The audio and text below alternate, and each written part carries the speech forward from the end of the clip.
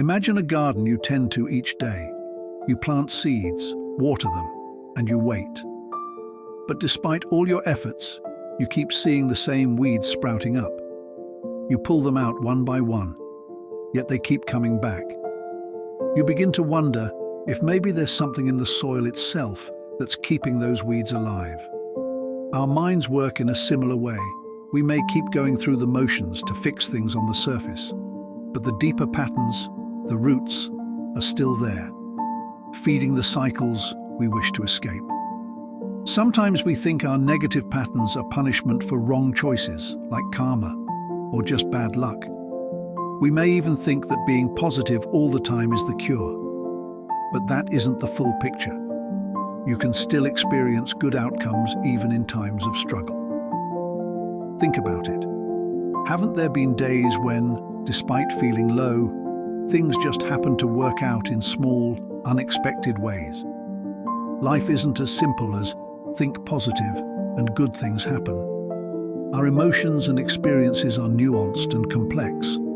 Let's say you're at the beach, watching the waves crash and recede.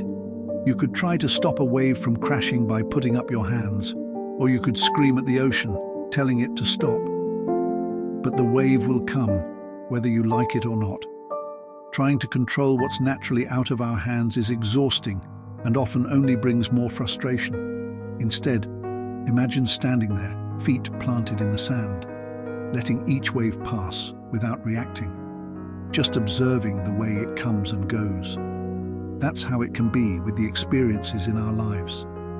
Instead of trying to block out the bad parts and cling to the good, we can learn to stand firm and simply let things flow through us. Accepting each step along your path doesn't mean giving up on your goals or desires. It means understanding that every experience, whether pleasant or difficult, contributes to your growth.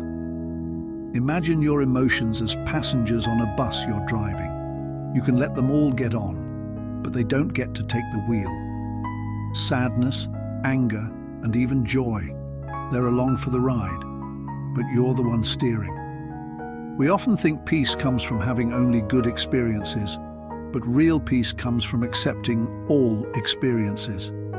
This doesn't mean pretending to be okay with everything. It means letting life be as it is, messy and imperfect. Just like a tree stands tall through every season, from spring blooms to the bare branches of winter, we too can learn to stand in our truth through the ups and downs. Remember, life doesn't ask you to always be happy. It just asks you to show up, to face each moment with honesty, and to let go of the idea that things have to be a certain way for you to be okay. When you stop labeling moments as good or bad, you can see each one for what it is, a part of the journey. And when you embrace the journey, you may find that the patterns you once struggled with start to loosen their grip, like knots gently coming undone. Sometimes the richest experiences come not from knowing, but from allowing life to surprise you. There's a certain beauty in stepping back and simply being. Think about a child walking through a forest. They don't worry about the names of trees or the science of leaves changing colors. They're just in awe. They collect rocks, they laugh at a bird singing, they jump in the mud. They're fully present, embracing the forest without dissecting it. As adults, we often lose that childlike wonder because we feel compelled to know. We're taught that knowledge is a shield, a form of armor that keeps us secure. We study the terrain of life like a map, thinking if we just know enough, we'll avoid the pitfalls. But what if all that information sometimes blinds us to the beauty right in front of us? What if all those shoulds and must-knows actually limit us? There's a point where knowledge becomes noise. It's like staring at a sky filled with fireworks, all bright and loud, but overwhelming. In that state, you can hardly see the stars, the quiet beauty that was there all along. I realized I was missing out on that quiet beauty by constantly seeking answers and solutions. I wasn't giving life the chance to just be, without my constant intervention. I think we all come to a crossroads where we have to choose between trying to control everything and learning to trust. That's where ignorance, in the best sense, comes in. It's the kind of ignorance that lets you breathe, that says, I don't need to have all the answers. There's a simple truth here. Life doesn't always need our interference. Sometimes it just needs our presence. We get so caught up in wanting to know that we forget to be. And in that being, in the simple, open-hearted experience of life, a kind of magic happens. We align with life, not by forcing our will on it, but by trusting it. Manifesting, creating the life we want, doesn't come from having all the facts. It comes from allowing things to unfold naturally, from staying open to whatever comes. When we can let go of that need to control, life starts to feel lighter, easier. We see possibilities we never noticed before because we're no longer consumed with how things should be. Sometimes, when I'm feeling overwhelmed, I remind myself of a simple story my grandmother once told me. She used to say, if you plant a seed and keep digging it up to see if it's growing, it will never bloom. Leave it be, water it gently, and let nature take its course. In our modern world, we are constantly digging up our own seeds, overthinking, overanalyzing, and obsessing over results. But just like that seed, our lives need room to grow without constant interference. They need space and time to become what they're meant to be. I found peace in letting go of that constant drive to know everything. It's not easy. I still have moments where I slip back into old habits, where I feel the urge to control. But when I do let go, even for a moment, I see the world a little more clearly. I feel more connected, more free. There's a joy in embracing the unknown, in letting life be what it is, without needing to shape every detail. And maybe that's what true freedom is. Not in knowing, not in controlling, but in simply being, right here, right now, with no need for explanations or guarantees. Just trust that everything will unfold exactly as it's meant to, that life, like that forest, is beautiful in its own way, even when we don't know all its secrets. Imagine standing on a hilltop, watching the sky. The clouds come and go, some light and fluffy, others dark and heavy with rain. We often think we are the clouds, these fleeting shapes constantly changing. But what if you're not the clouds? What if you're the sky, vast and infinite, holding it all without being any of it? You started life as this open, limitless sky. Before labels, before desires, before even knowing your name, you were pure potential. A tiny heartbeat, a flicker of life growing into a body, into a self. Then the world started layering things on you. You are this. You should want that. Don't be like this. These clouds of expectations and identity started to form. And somewhere along the way, you forgot the sky you truly are. The ego, the stories you tell yourself about who you are, is like a storm cloud. It can be loud and overwhelming, blocking out the sun. But here's the thing. The storm isn't bad. It's just part of the weather. Your ego isn't something to fight or reject. It's just a part of your human experience. It's the actor on the stage helping you play your role in this great interconnected play we call life. Every person you meet has their own clouds, their own weather. To one person, you're a friend.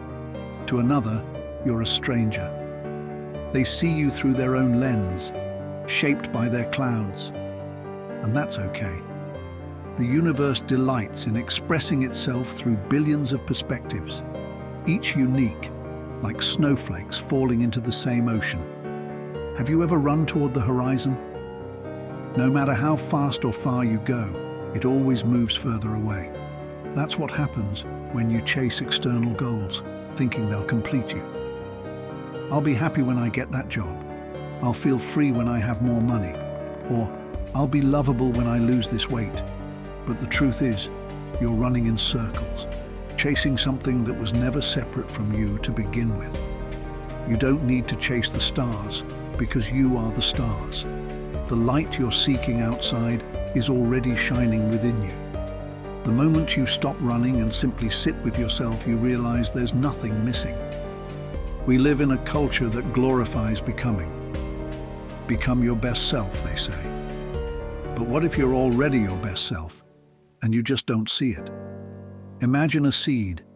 It doesn't need to become an oak tree. It already is an oak tree in potential. All it needs is the right conditions to grow. You don't need to force growth. You need to nurture it by being present, by accepting where you are right now. The idea that you need to strive to become something assumes you're not already enough. But you are. You're the sky, remember? The clouds of doubt and fear might obscure your view, but they don't change what you truly are. Think about water. It doesn't try to force its way upstream. It doesn't complain about rocks in its path. It just flows, adapting to whatever comes. When you live like water, letting go of rigid expectations and allowing life to unfold, you enter a state of effortless flow. You don't make things happen. They simply happen through you. This doesn't mean you stop dreaming or taking action. It means you act from a place of trust and alignment, not desperation. If you love painting, you don't paint to sell 1 million pieces. You paint because it feels like the most natural thing in the world. When you're in flow, success becomes a byproduct, not a goal. Right now, there's a version of you that's calm, confident, and free.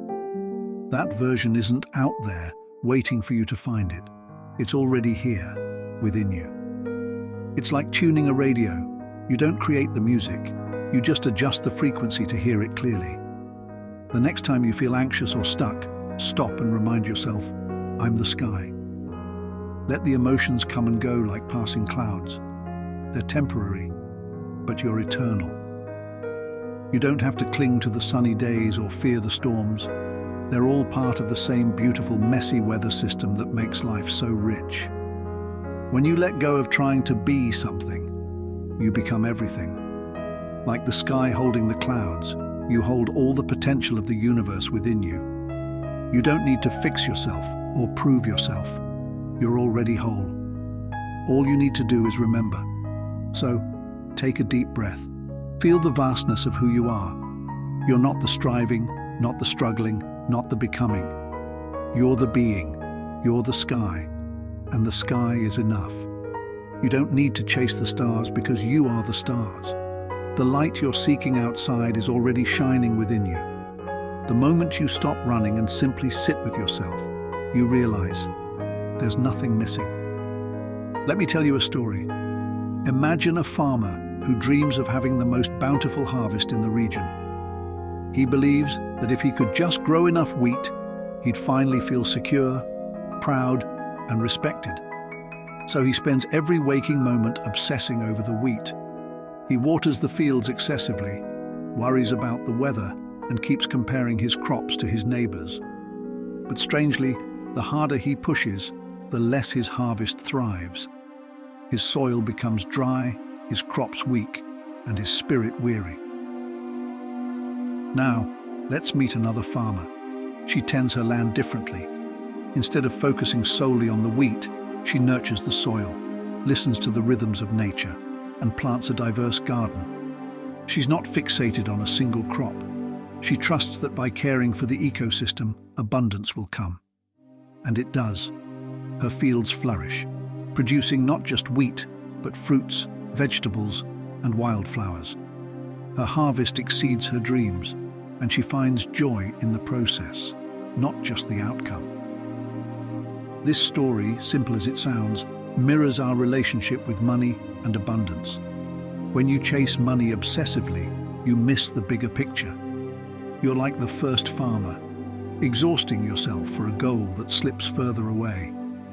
But when you shift your focus to cultivating the soil of your life, your inner world, your passions, your connections, abundance grows naturally.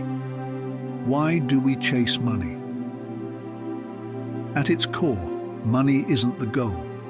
It's the feeling we think it will bring us: security, freedom, happiness. It's easy to get trapped in the belief that a bigger paycheck or a fatter bank account will solve all our problems. But have you ever noticed that as soon as you achieve one financial goal, a new one takes its place? That's because money is just a stand-in for something deeper, a sense of enoughness. Chasing money to feel enough is like running on a treadmill. You work harder, go faster, but you never truly arrive. Why? Because the feeling you're searching for isn't something you can earn, it's something you already have within you. Think about money as a game. Society created it to make life more organized. But over time, we've turned it into the goal instead of the tool. It's like playing Monopoly and forgetting it's just a board game. We get so caught up in buying properties and collecting rent that we lose sight of the joy of playing.